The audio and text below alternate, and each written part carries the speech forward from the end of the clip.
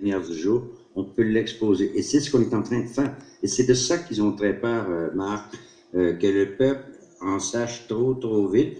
Tu sais, dans le truc de X-Files, il disait, ouais, ben, tu sais, c'est pas grave, on peut plus rien cacher, puis bon, on va tout dire, puis vous faites ce que vous voudrez.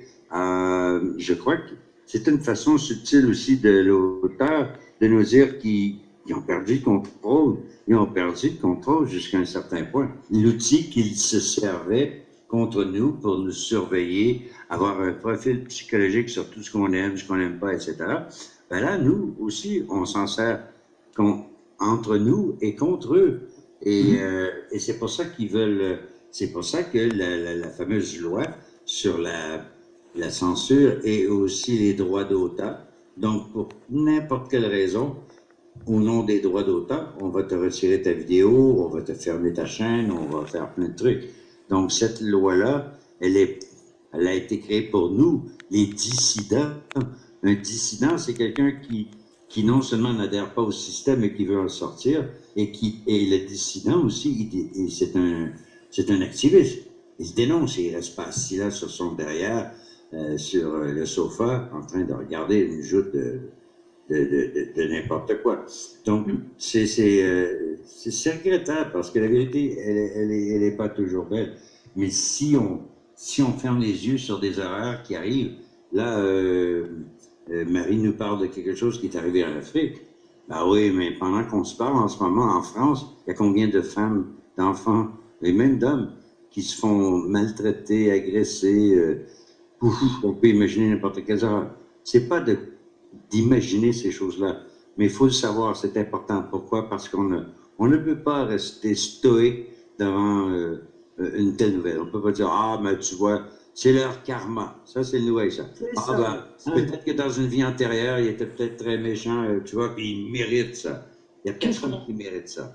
Qu'est-ce qu'on rencontre comme vendeur de karma à la petite semaine dans ces milieux alternatifs? Mais ça me gonfle au plus haut point, je n'en peux plus d'entendre le mot karma déjà. Et nous Moi, ça me dégonfle. Ça me dégonfle. Moi, ça me dégonfle. Non, mais ce qui arrive, c'est que, imagine-toi, Marc, tu arrives ici pour payer tes karmas, OK? Là, pendant que tu vis ta vie ici, tu en accumules un paquet d'autres nouveaux que tu vas être obligé de laver dans ta prochaine vie, puis que hey, le karma, là, tu sais, je pisse dessus, OK? Ça ne fonctionne pas comme ça. Le karma, si on le prend en termes de leçons, d'apprentissage, des choses qu'on a besoin d'apprendre parce qu'on a manqué notre coup, oui, dans ce sens-là, un karma, ça devient pas une punition, ça devient une leçon que tu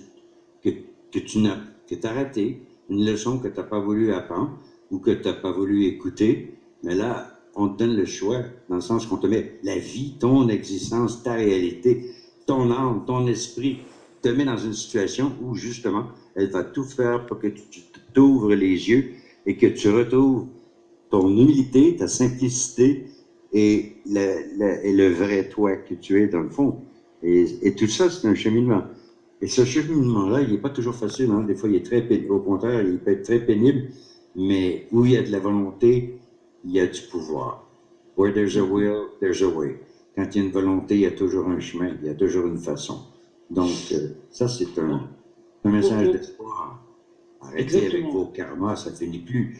Vous allez accumuler des karmas dans chaque vie, ça ne finit plus. Donc, on leur appartient. Comment? On leur appartient à ce moment-là. Hein? C'est ça, on appartient aussi. Suivez la lumière blanche. Suivez votre propre lumière, en gros, votre esprit libéré de la matrice. Et vous n'êtes pas obligé de revenir. Moi, je ne reviens pas. Pour terminer sur une note d'humour, essayons d'évaluer quel est le karma du Ricard sur Mars. Vite, il faut cacher la bouteille quand il a trouvé de l'eau. C'est bon. Celle-là va rester un classique. Celle que j'ai aimée, oui. Celle que j'ai aimée, c'est celle que tu m'avais envoyée. Tu avais une barre de chocolat Mars, puis il avait mis un verre d'eau par-dessus. On a trouvé de l'eau sur Mars. Je l'ai envoyé.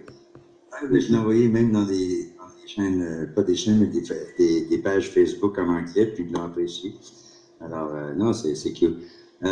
Tout ça pour dire que Oui, c'est ça. Ouais, c'est ça. Attends un peu, moi aussi. J'en ai j'ai une couple d'images. Comment? Tu dois avoir des petits trucs sympas à nous montrer, donc tu as des images tout sympas pour finir, parce que là c'était un peu lourd, mais bon, oui, c'est la réalité, ça arrive. Mais on peut finir sur quelque chose. Oui, je sais bien. Vous savez que j'aime rire sur le chat. Excusez-moi de mon petit coup de sang, mais cette information m'a tordu le bide cette semaine, et je vous dis pas, je vous raconterai la semaine prochaine un autre lourd dossier. Vous allez voir, du solide. Voilà le remake de Menteur avec Alexandre Carré. Non, pardon, Jim Benalia. Ah non, Alexandre Benalia, voilà. Vous connaissez le film. Oui. Mais bon, ce qui peut être rassurant, c'est que tous ces gens sont obligés de passer par là. Voilà. Donc ils sont vulnérables, comme nous. Donc si on veut se révolter, ils n'ont pas à nous faire peur. Hein, vous voyez. Hop, là, on la connaît, celle-là. Oui, ça, j'ai vu ça.